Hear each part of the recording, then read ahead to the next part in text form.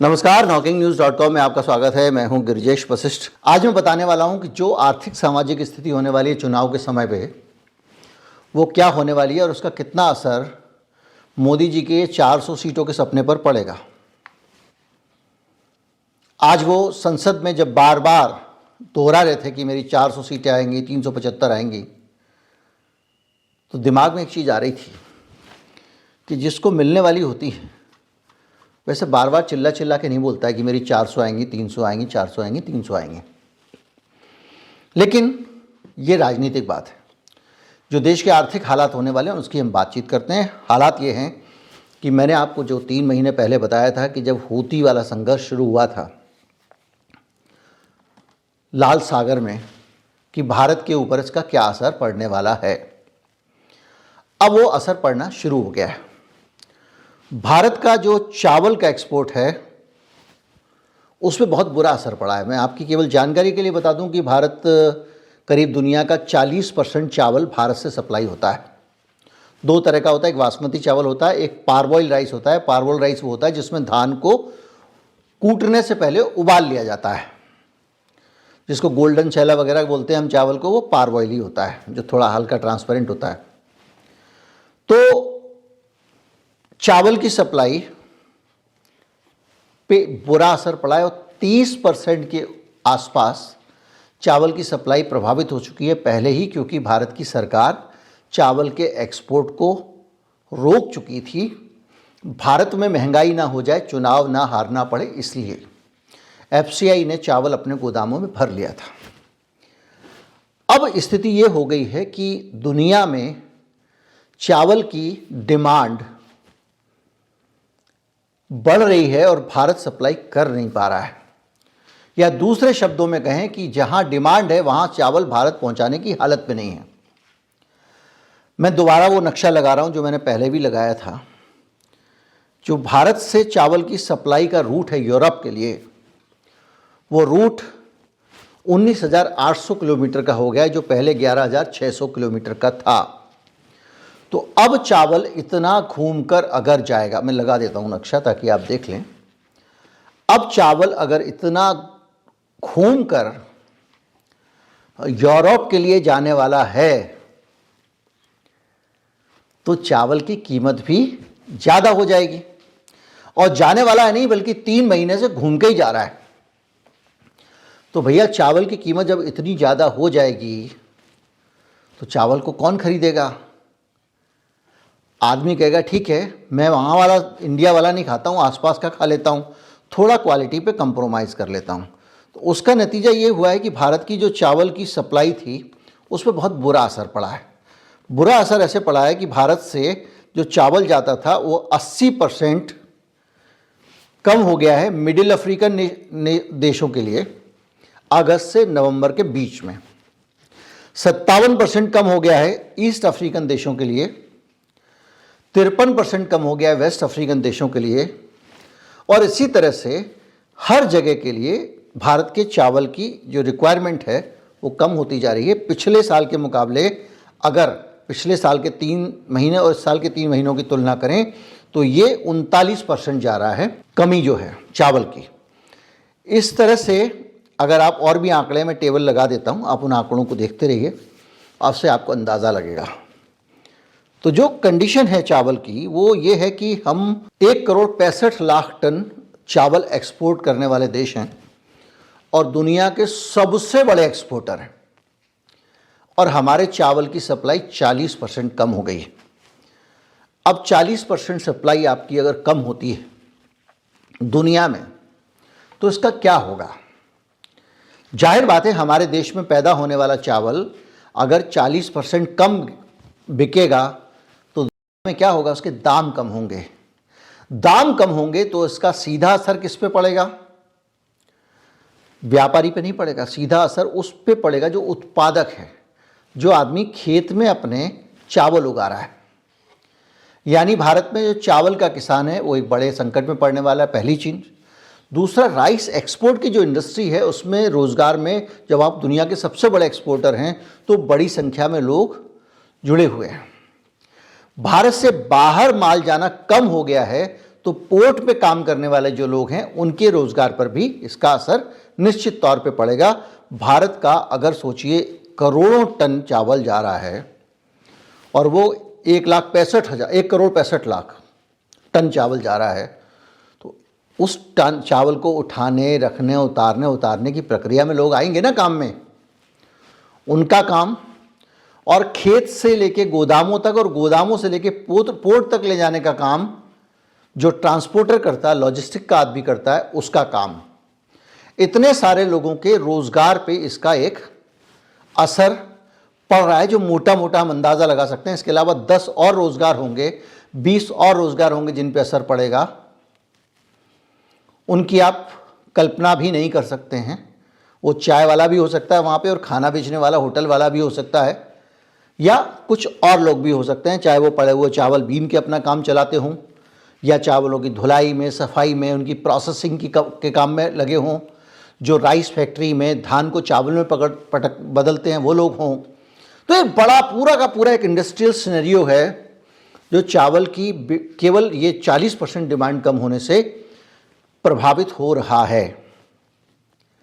लाल सागर में ये जो तनाव चल रहा है हूती वाला, इससे क्या असर पड़ेगा, ये 3 महीने पहले मैं आपको ये एडवांस में बता चुका हूँ ये सो हो रहा है। तो ये वो स्थिति है जो अब अगले 2-3 महीने में और विकराल होने वाली है जब भारत में चुनाव हो रहे होंगे, क्योंकि अब अमेरिका भी कूद गया है लाल सागर की लड़ाई में, हवाई हमले भी कर रहा है, ड्रोन भी लेके जा रहा है, मिसाइलें भी छोड़ रहा है, ब्रिटेन भी है, और हूती भी बराबरी से जवाब दे रहे हैं। अब भारत को भी ड्रोन भेज दिया है अमेरिका ने, और भारत भी वहाँ हूती विद्रोहियों के ऊपर जाके और सोमालिया के जो पायरेट्स हैं उनके ऊपर जाके ड्रोन्स के ज़रिए हमला कर कर के चीज़ों को बचा रहा है। अब सोमालियन पायरेट्स का एक अलग खतरा है शिपिंग पे, और जिसके कारण ये जो इंश्योरेंस की कॉस्ट होती है वो भी बढ़ती जा रही है। ढुलाई का तो खर्चा है ही, ढुलाई के बीमा का भी खर्चा बढ़ रहा है क्योंकि जोखिम बढ़ गया है। तो इन सब चीज़ों के कारण आपने देखा कि एक चीज़ के एक्सपोर्ट से हमारे इतनी चीज़ों पर असर पड़ा। लेकिन मामला सिर्फ चावल का नहीं है, स्टील का एक्सपोर्ट पहले ही सरकार के दाम बढ़ने के डर से ठप पड़ा हुआ, क्योंकि सरकार ने उसके ड्यूटी लगा दी थी। अब स्टील की डिमांड भी यूरोप की भारत से ही बड़ी मात्रा में पूरी होती है, यूरोप की, आपका अफ्रीका की। तो वो इंडस्ट्री भी कांप रही है, लड़खड़ा रही है और परेशान है। जो एनुअल आउटपुट होता है उसका 10 से 15% ही 2020 से 22 के बीच में जा पाया है। क्राइसिल की रेटिंग भी कह रही है कि स्टील इंडस्ट्री का हाल खराब है। तो ये हमने देखा कि हमारे देश से जो बाहर जाने वाली चीज़ें हैं उनके बाहर जाने में उनकी डिमांड पे असर पड़ा है। उसकी वजह यह है कि वो तो बहुत घूम के जाना पड़ता है, कॉस्ट बढ़ गई है उनकी। अब अगर चीज़ें एक्सपोर्ट नहीं होंगी तो क्या होगा? सिर्फ किसानों के रोज़गार पर असर नहीं पड़ेगा। जब हमारी चीज़ें बाहर कम जाएंगी और बाहर की चीज़ें ज़्यादा आएंगी तो रुपए के मुकाबले डॉलर की कीमत बढ़ जाएगी। डॉलर की कीमत बढ़ेगी तो उससे क्या होगा? उससे भारत जो चीज़ें इंपोर्ट कर रहा है वो महंगी मिलेंगी।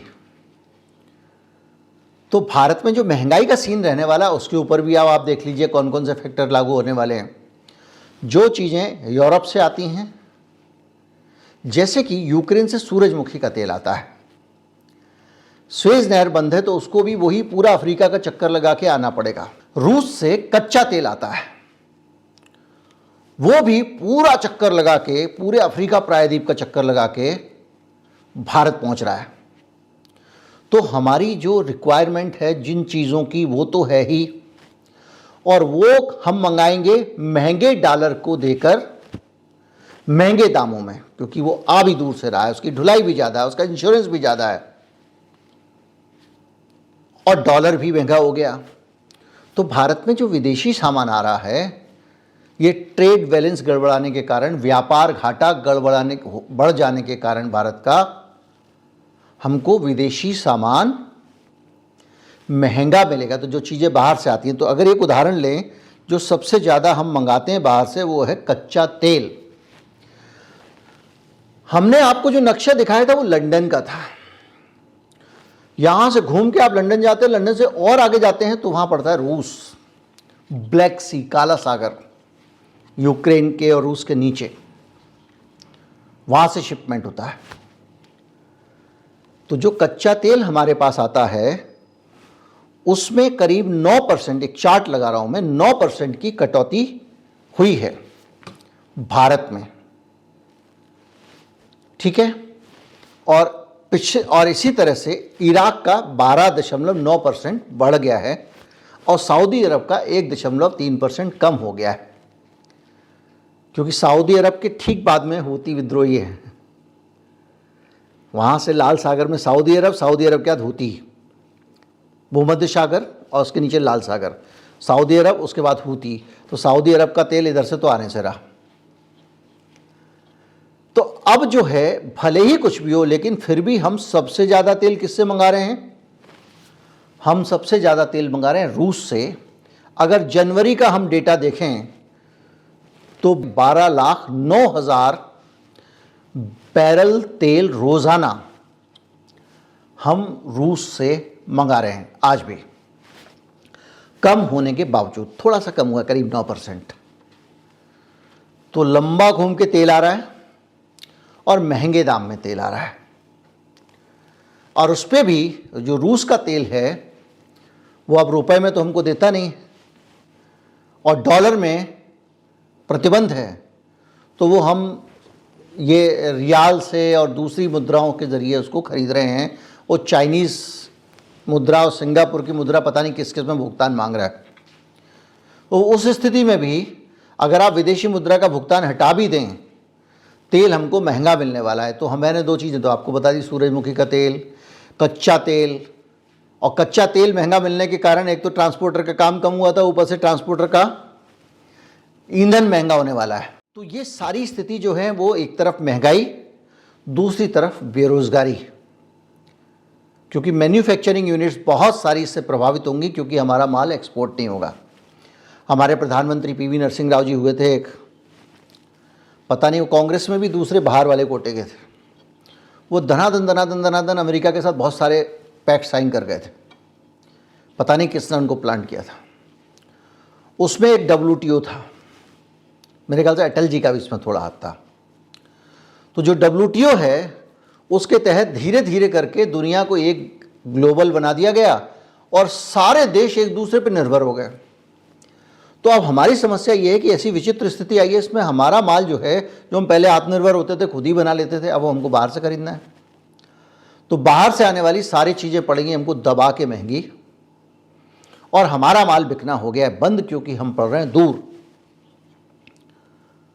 तो निचोड़ ये कि जो आर्थिक स्थिति होगी अभी चुनाव आते आते, उसमें महंगाई बहुत ज़्यादा बढ़ गई होगी, क्योंकि डॉलर महंगा है।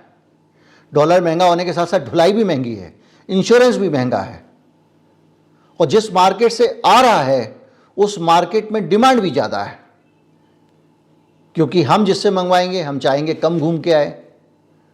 हमने कुछ अफ्रीका के तेल को भी टटोला है, उनकी भी डिमांड बढ़ गई, वो भी दाम बढ़ा देंगे।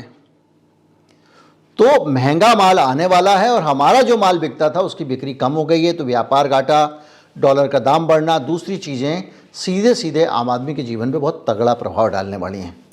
और इन चीज़ों का असर चुनाव पर पड़ता है, कितने भी भावनात्मक मुद्दे चल रहे हों। रोज़ी रोज़गार मसला है, भूख गरीबी मसला है, और महंगाई मसला है, क्योंकि आपकी आमदनी बढ़ेगी नहीं और खर्चे बढ़ते जाएंगे, जो लगातार बढ़ रहे हैं। हर आदमी का, जो गरीब था वो और गरीब हो गया है, जो लोअर मिडिल क्लास था वो लोअर क्लास में आ गया, और जो मिडिल क्लास था वो लोअर क्लास में आ गया, क्योंकि उसकी अफोर्डेबिलिटी कम हो गई। वेतन भले ही उसका उतना हो, कमाई भले ही उसकी उतनी हो, महंगाई बढ़ती जाएगी तो वो पहले ज़्यादा चीज़ें खरीद सकता था, अब कम चीज़ें खरीदेगा। महंगाई की दर नहीं बढ़ेगी तब भी वो ज़्यादा चीज़ें नहीं खरीद पाएगा। पैकेट वो एक साबुन के खरीदेगा, उसमें 75 ग्राम निकलेगा 100 ग्राम की जगह। तो ये सब चीज़ें कुल मिला के ये बता रही हैं कि 24 का जो चुनाव आने वाला है उसमें 400 पार, और दूसरी बातें भले ही मोदी जी कह रहे हैं, लेकिन वो इसी वजह से कह रहे हैं कि उनको ये टेंशन है। और जब किसी के लिए कुछ मुश्किल होता है तो वो बार बार ये बताने की कोशिश करता है। जब आपके घर में आटा नहीं होता ना, तो घर में जब आटा नहीं होता, जिस दौरान लोग कनस्तर में आटा पिसवाया करते थे, जिसके घर में आटा नहीं होता था वो कभी किलो 2 किलो पिसा हुआ आटा जब लाता था तो दूर की दुकान से लाता था। घर में रोटी और दाल बनती थी या रोटी और सब्जी बनती थी और बच्चों को कहा जाता था कि बाहर वाला पूछे तो उसको कहना भैया कि दाल चावल रोटी सब्जी बनाई थी मम्मी ने और खीर भी बनाई थी। तो जिसके पास नहीं होता ना वो ज़्यादा चिल्लाता है, 400 आएंगे 400 आएंगे 375 आएंगे। ज़्यादा चिल्लाने की वजह ये है, ये एक तरह की साइकोलॉजी है जिसमें आदमी अपनी कमज़ोरी छिपाने की कोशिश करता है। और ये चुनौतियां मोदी जी को पता है और वो ये जानते हैं कि ये परसेप्शन जब वो क्रिएट कर देंगे 400 आएंगे 300 आएंगे, जीतेगा तो मोदी ही, तो जो सिस्टम में बैठे हुए लोग हैं, जो करप्ट लोग हैं, वो मोदी जी के साथ ही लगे रहेंगे।